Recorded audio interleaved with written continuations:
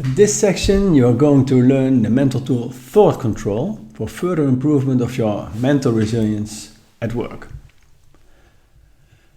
Do you know how many thoughts we have in a day?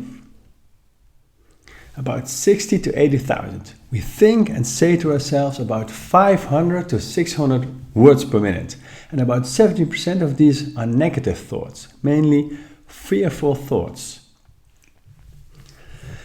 And this high ratio of negative thoughts is related to the alarm bell in our brain, the so-called amygdala, that's constantly scanning the environment for possible danger.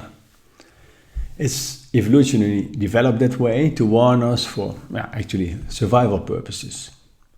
For example, in the jungle there could be danger for possible spiders, snakes, tigers, crocodiles, etc.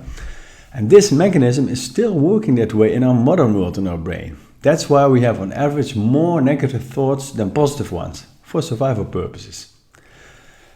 Let's give an example to investigate thought control. Let's say you're having your lunch break outdoors because you want to combine your break with some shopping. And after your lunch you walk through the shopping street and at a certain moment you see a colleague that works together with you on one of your projects at the other side of the street. You wave enthusiastically to him, but he doesn't wave back and he continues his path with a straight face, but you're sure he has really seen you. What do you think at that moment? What do you feel? And what do you do? Well, let's investigate this. The first thing to know in thought control is that thoughts are not facts, they are only thoughts. They can be triggered by an event, and the thinking process can be different for different persons reacting on the same event. Let's have a look at this useful model of thought control that's excellent to practice this mental tool thought control. So the event is the same, but one person might think, oh, he's avoiding me, I didn't know that he's so arrogant. And this thought might trigger a feeling of anger or rejection or just disbelief that this really happens. And your behavior might be that you start avoiding this colleague with results of poor cooperation and communication between the two of you, for example. But with the same event, another person might think, oh, he didn't see me, or he's not in the mood for contact, maybe he's having a bad time and he's totally immersed in his thoughts, figuring some things out. Maybe I can ask him later if everything is okay. This thought triggers a feeling of empathy and compassion with your behavior of asking her later, with the consequence of a possible close relationship between the two because the communication is alright then. Or let's give another example. Let's say you arrive at home at 8:30 p.m. in the evening. You had a very busy day, stuffed with meetings, and you're very tired. And you know that you still have to write an article for your company about the latest trends in the marketplace that you promised to deliver and which they will publish this week on social media. So in this case, that's the event. We're having to write this article at 8:30 p.m. Then you will have all kinds of thoughts, maybe not helping thoughts and maybe helping thoughts, or negative ones or positive ones, it's another word. You might think and stay in a not helpful thought. I really don't want to do this now, I'm totally wasted, I absolutely don't have the inspiration now. And this thought can trigger a feeling of, for example, resistance, tiredness, frustration, and this might result in a behavior of not deciding to write the article. And as a consequence or outcome, you might feel guilty, and back at your work you will have to make maybe excuses, and they might blame you for not delivering this important article, with the consequence that you might have lost a bit of your reliability. A helpful thought in the same event could be, okay, but I made that promise. I'm tired, but I will get new energy once I'm busy. I can do this, I will manage to do so, and actually I look forward to it. The feeling that this thought triggers is one of more perspective, more inspiration. And your behavior might be that you start to write the article with inspiration. And the outcome is that you deliver the article on time as promised, and that you're proud of yourself, that even when you were tired, you managed to write the article, which in turn contributes to your reliability at work. Well, this in the middle here is the black box, your thoughts and your feelings. And when you're not aware of what you're thinking and feeling, you might become a victim of your unconsciousness instead of being the conscious chief executive officer of your thinking. And this is the quintessence of thought control, thought training, growing in your awareness of what you're thinking and feeling by becoming more mindful. And we have seen this in the emotional window in a previous section, where you were asking yourself, how do I feel? And how do you know that you are not thinking helping thoughts? Actually, very simple. When you are experiencing an unpleasant feeling.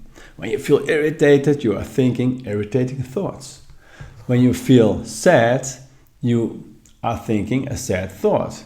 When you're angry, you're thinking angry thoughts.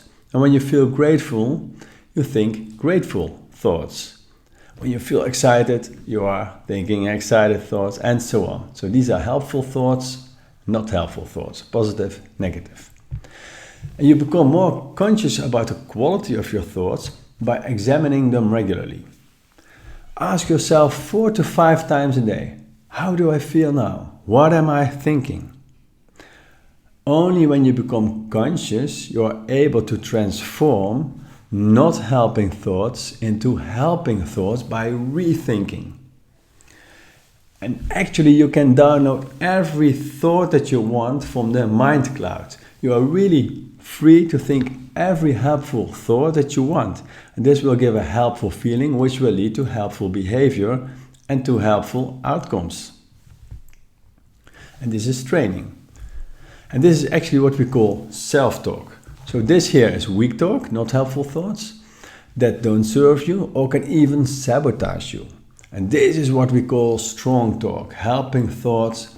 And mental training is about transforming weak talk into strong talk, so you will gradually develop more strong talk than weak talk. Certainly for important tasks in your work and especially in moments of truth.